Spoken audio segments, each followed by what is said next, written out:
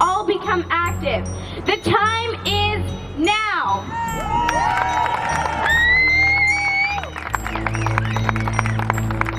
When you go back today to your local grocery store, talk to the manager, talk to the staff and say, why aren't these things labeled? I don't want to be part of a feeding trial.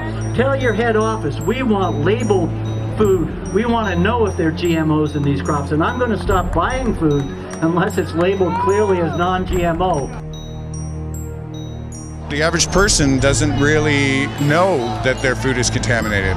98% of packaged foods in mainstream grocery stores contain GMOs. GMO is a genetically modified organism. It's where they take the DNA from one species, and it could be a plant, animal, virus, or bacteria, and they insert it into another to introduce a new trait. The global seed stock is rapidly depleting in diversity, and the control of seeds is going to a smaller and smaller handful of corporations. And so it's being sucked out of the commons. So indigenous peoples all around the world who've been growing seeds for literally thousands of years are having these seeds hijacked from their communities through a process Vandana Shiva calls biopiracy. They go in and they steal these seeds, they tweak them with a little gene here or there, they patent them and they claim an ownership, and then they charge people to use these seeds that are the common heritage of all the world's peoples. People don't realize the gravity of the situation and just exactly how far gone it is already, and I think people need to realize that we have strength in numbers, and if we all step up to the plate together, we can definitely make a change here today and every day. I think we're linked closer to the state's economy, and this is also an economic issue as well as it is a health issue and an environmental issue. I think about the environmental impact. I think about what it's doing to our bees. We had 5 million bees die this year in Ontario. Without the bees, we've got like 4 years to live on this planet. Companies like Monsanto are contaminating the world with chemicals and genetically modified crops while claiming to feed the hungry and protect our environment. I'm so thankful that we are growing and gaining momentum, like in 6 continents, 52 countries, and 400 cities around the world. It's time to stand up for farmers and for seed freedom. It's time to stand up for our ecosystem and our bees and our butterflies. It is time to stand up for our future of food and for our health.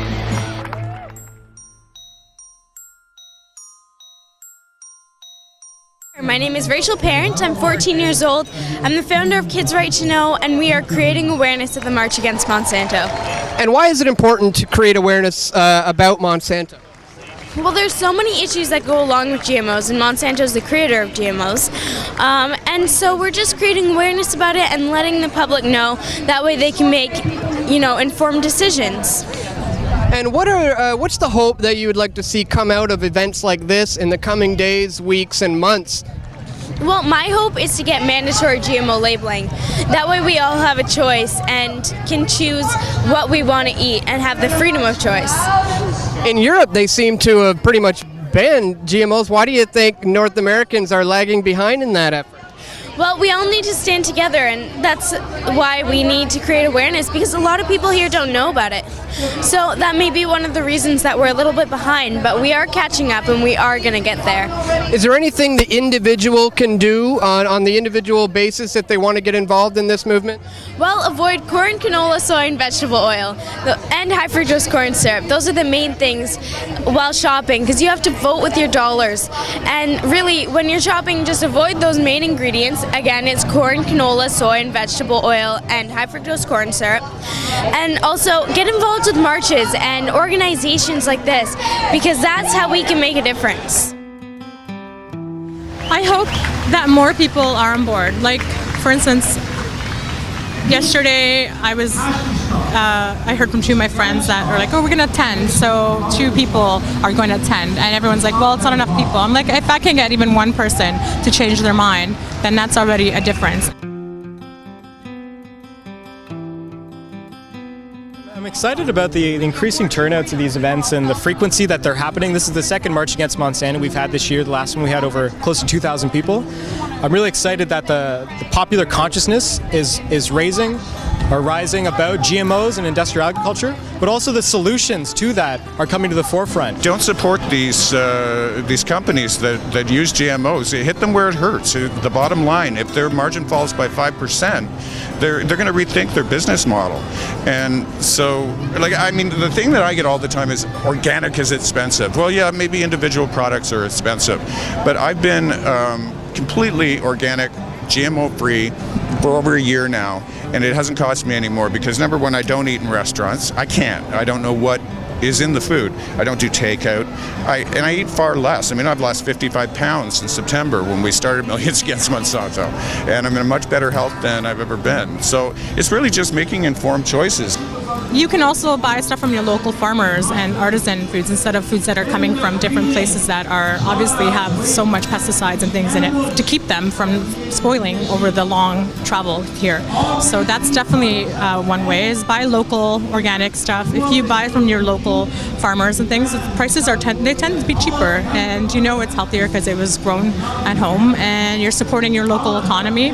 So that's definitely one of the biggest ways you can contribute. Everything's word of mouth, right? So if people just research it on their own, they don't necessarily have to believe everything they hear, then go home. You have Google, it's 2013, and they can research it on their own, and the more you talk to people about it, the more interest people will get about it, and that's the best thing you can do. We organized the first annual Seed Freedom Convergence here at U of T, and we had many different community partners coming, and we talked a little bit about our new initiative, the Toronto Seed Library, which is an effort to really recreate our seed-saving culture so that we'll have an alternative to the GMO industrial agricultural model. So instead of just rallying and marching for what we're against, we're really hoping to advocate for an alternative.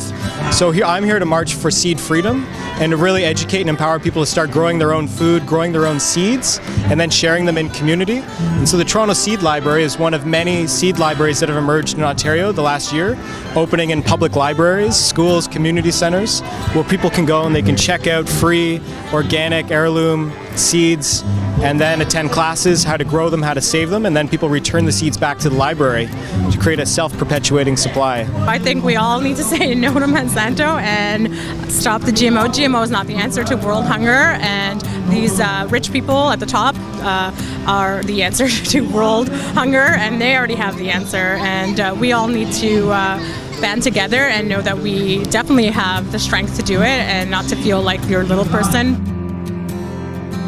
Today we're marching against Monsanto, and that's great.